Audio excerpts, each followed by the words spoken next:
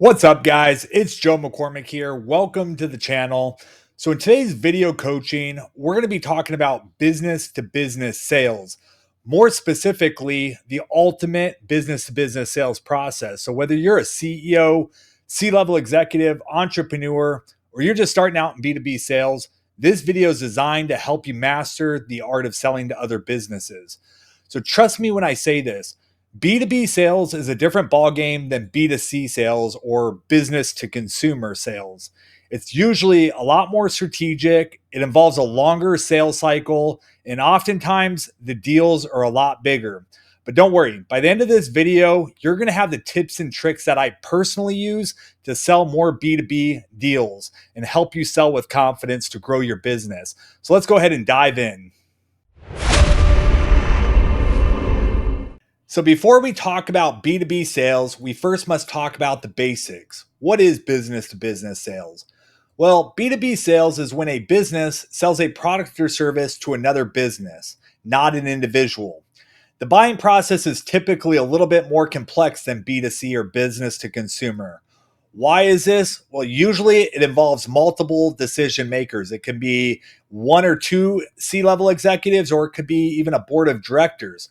But here's the key to B2B sales. Clients want value. They're looking for solutions to their business problems and challenges, and that's where you come in.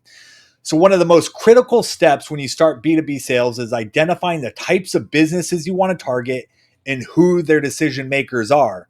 You want to focus on reaching out to people that actually have authority to make purchasing decisions for your product or service. That means it could be the CEO, CFO, board of directors, or even senior executives.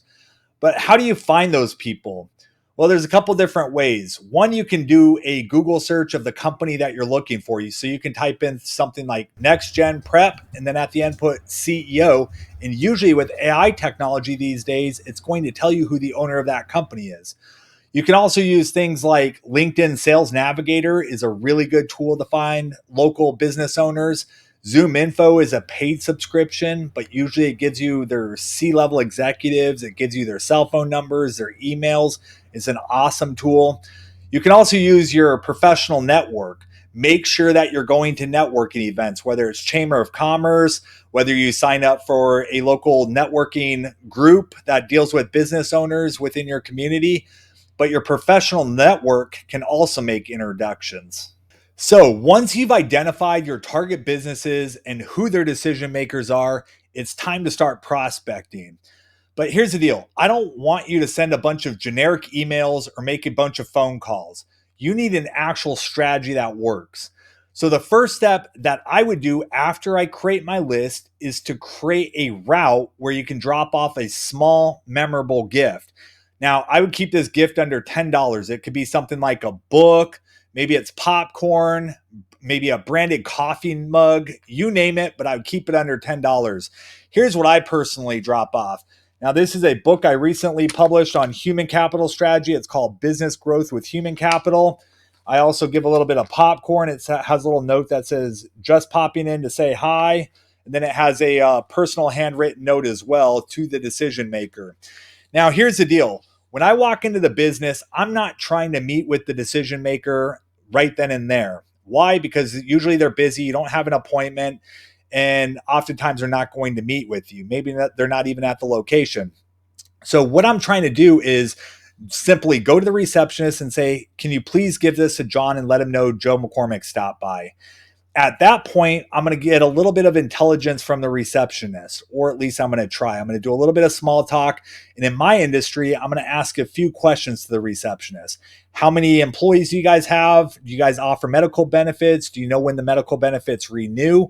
That's going to give me the intel. So when I pick up the phone and call the decision maker, I have a little bit more ammunition. Now, this is where the second step becomes extremely important. You must reach out and try to contact the decision maker by phone and by email the following day to set the appointment. Don't wait 2 or 3 days or a week. The longer you wait, the harder it is to set the appointment. So after I do the gift drop, I'm going to call either the same day or the very next day and also send an email. Don't just send them an email. You need to pick up the phone. Now, when you pick up the phone, it's going to sound something like this. Usually you get a hold of the receptionist or the gatekeeper, and you have to be very direct, but also very friendly. So I'm going to say something like, "Hey, Sarah, can you please pass me to John, please?" Now, notice how I use please twice. It's friendly, but it's very direct. Usually she's going to say, "Well, what's this regarding, Joe?" And I'm going to say something like, "It's a personal business matter. Can you please pass me to John?" She may pry a little deeper, and then I'm going to say, "I dropped off a gift yesterday. I just wanted to make sure you received it. Can you please pass me to John? Thank you." Now, usually they get a little uncomfortable at this point, so they're going to pass you through. Now, let's just assume that they pass me through, and we're going to use John as my point of contact or the decision maker. And it's going to sound something like this. "Hey, John, Joe McCormick here. How's your day going?" He's going to say, "Great, whatever."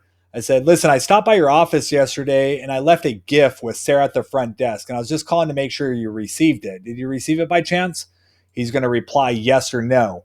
At that point, I'm going to say, "Great. The reason why I'm calling is to see if I can get in your calendar on Tuesday or Thursday next week to learn a little bit more about your company. What day would work better for you?" Now, notice how I'm being very vague here. I didn't mention my company name. I didn't mention what products or services I'm trying to sell. I'm just trying to set the appointment. Why? Because it's almost impossible to sell a business owner over the phone. So strictly try to set the appointment. Now, you need to be prepared to overcome objections. We aren't going to go through all the objections on this video, but the most common objection that you're going to receive is, "We already have this taken care of. I already have somebody doing this. We're good. Thank you." Your response should be, "Well, that's great, John. That's exactly why we should meet. What day works best for you?" Notice how I'm being very, very vague here. If John asks me what I do, again, I'm going to be very vague. I work with company owners on people strategy, hiring, firing, retiring of employees. I help business owners contain costs with employees, drive revenue with employees. What day works best for you? Does Tuesday at 2 o'clock work best or Thursday at 3 o'clock? I only give them a few different options, but I'm very direct and I am strictly trying to set the appointment with the decision maker. Now, let's talk about your cadence strategy. How often should you be reaching out if you don't connect with the decision maker on your first attempt? Well, you need to understand one thing. Every industry is a little bit different, but it usually takes between 8 and 12 attempts to connect with a C-level executive, meaning a CEO, CFO, or COO.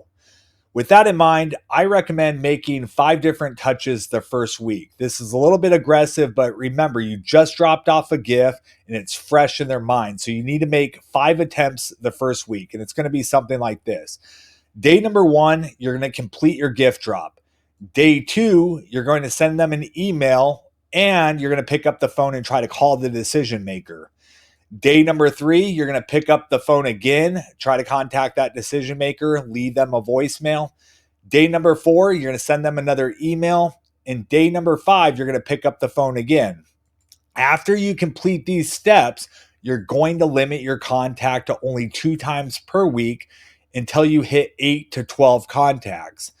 Now, if you still can't get in touch with the decision maker after 8 to 12 attempts, it's important that you break up with them. You put them on a separate list and you only follow up with them every 6 to 12 months. Don't waste your time. There are plenty of new business owners you can spend time targeting. This is what I call the breakup process. It's like dating a girl. If you call her several times and she never responds, you're wasting your time. Move on to bigger and better things. But don't give up too soon. Most outside sales reps are going to give up after 1 or 2 attempts. Remember, the magic happens after 8 to 12 contacts. Now that you understand the basics of business to business sales and prospecting, it's time to put these strategies into practice. Now, if you found this video helpful, don't forget to hit the like, the comment, and subscribe. Drop a comment below if you have any questions or want to share your own B2B sales experience. I'd love to hear from you. And be sure to share this video with anybody that can use a little bit of help on B2B sales strategy. Thanks. We'll see you guys in the next video.